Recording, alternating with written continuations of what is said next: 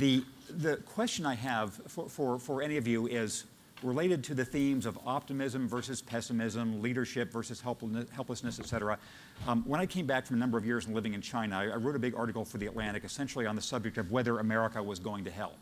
And the conclusion I came to is that the fear that we're going to hell chronically through American history has been what's kept us from going to hell. That the first real Jeremiad sermon on America's fall from grace was in 1628.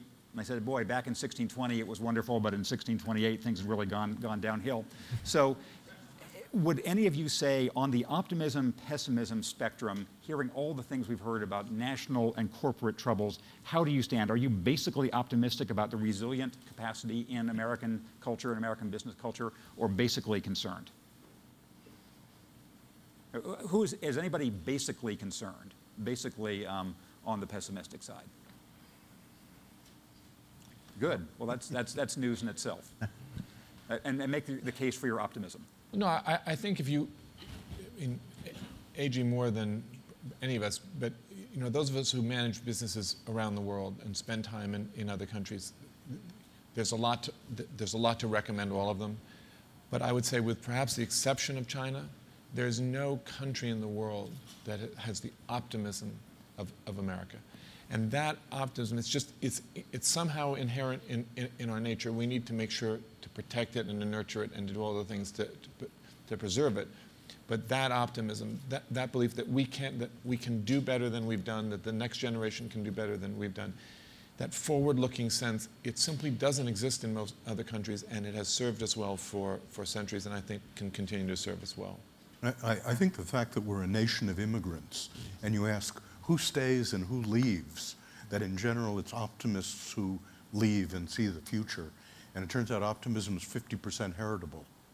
Yes. I think the notion of immigration has been so central to this country, and I do think that there are some changes that need to be made in terms of our visa situation, in terms of allowing the people who get educated in this country to find jobs. That has been, if you look at the papers being published, 75% of the papers are now being published by non-Americans out of U.S. schools. And then we have created an environment where they can't stay in this country. And I think that makes no sense at all for us. And there's been a huge campaign. I think Bill Gates has been leading it. I think Eric's been involved in it. We really need to find a solution to that. I think that's an important part of the renewal that we have in this country. And just on that point, has that situation abated at all in the time since the 9/11 attacks, which was when the big switch came on visas? Not to my view. Not to my view. I think, if anything, it has got slightly worse. Yeah. So again, I will invite people who would like to ask questions. I have some more, but so I'll ask another one, which follows that. Yes, a question here. Is it? Yes. Hi. Being a musician who comes from a part of the world where there was no business model 20 years ago when I started a rock band, Junoon, yet, the consumer, the customer, the music listener is 1.5 billion people in South Asia. So the business model evolved. How do you, Edgar, this is a question for you. How do you see the business model evolving in the next 10 years, the music model for artists? Well, as I said, I think that there's going to be far more partnership, I think, between artists and their business partners, whoever those business partners may ultimately be. I think record labels, music publishers will be a part of that.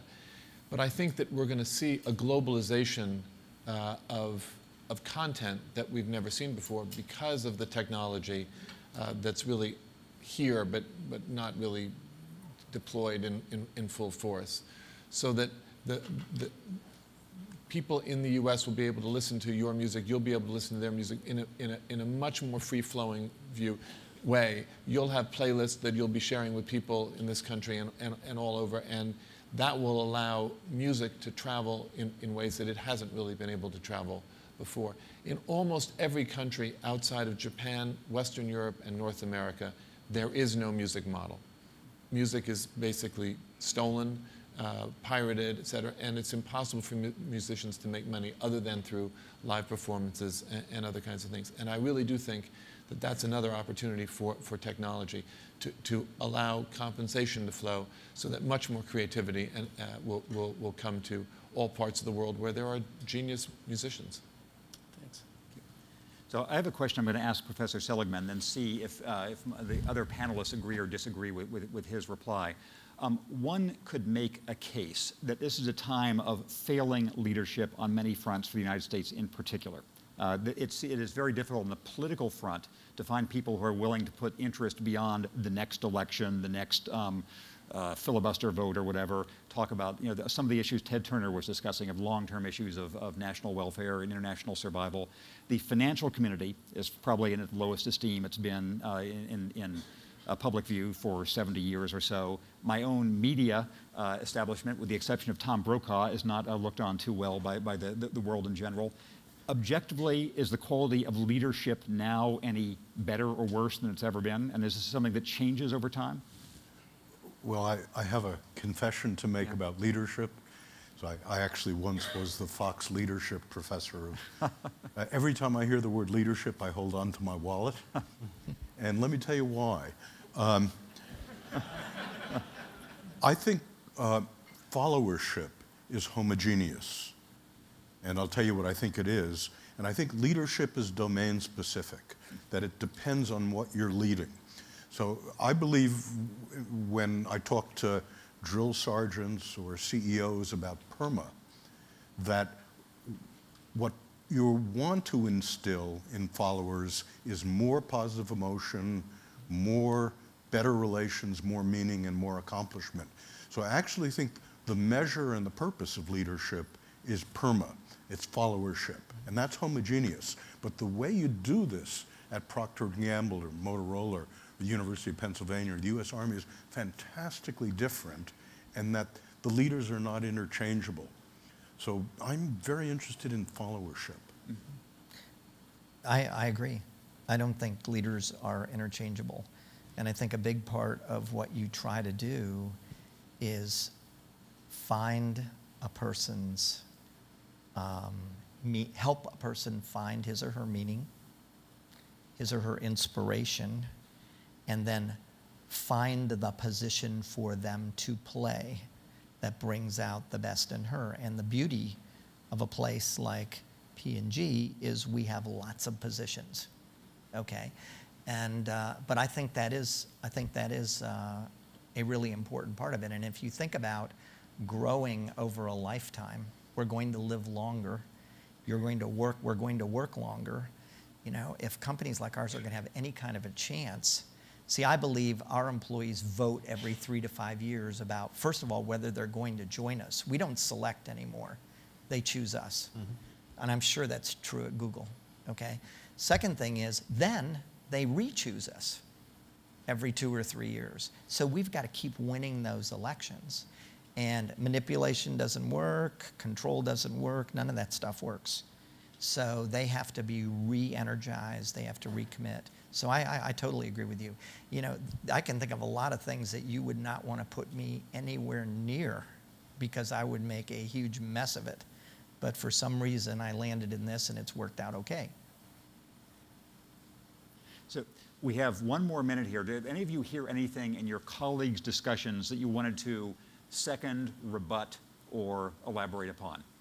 Just Professor Seligman's notion of flourishing was a very central one, I think, that I heard today.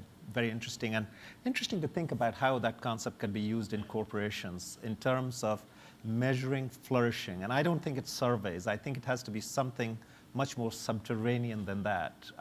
Surveys are probably a start, but I'd like to hear your opinion as to how that applies to corporations, Dr. Seligman. I've spent most of my life working on negative emotion, anger and sadness and anxiety. And there's a very important difference between the positive emotions and the negative emotions. And it has to do, when you're in negative emotion, you fall back on what you already know. It's not an innovative emotion. Mm-hmm. So to the extent, if what you're dealing with in your own life, your nation, or your corporation is stopping hemorrhaging, then it's a good idea to be a performance manager about anger and fear and sadness. But all of you have spent your life in innovation. And I think we know, and both experimentally and otherwise, that when people are flourishing and in states of positive emotion, that's when they expand and do things new.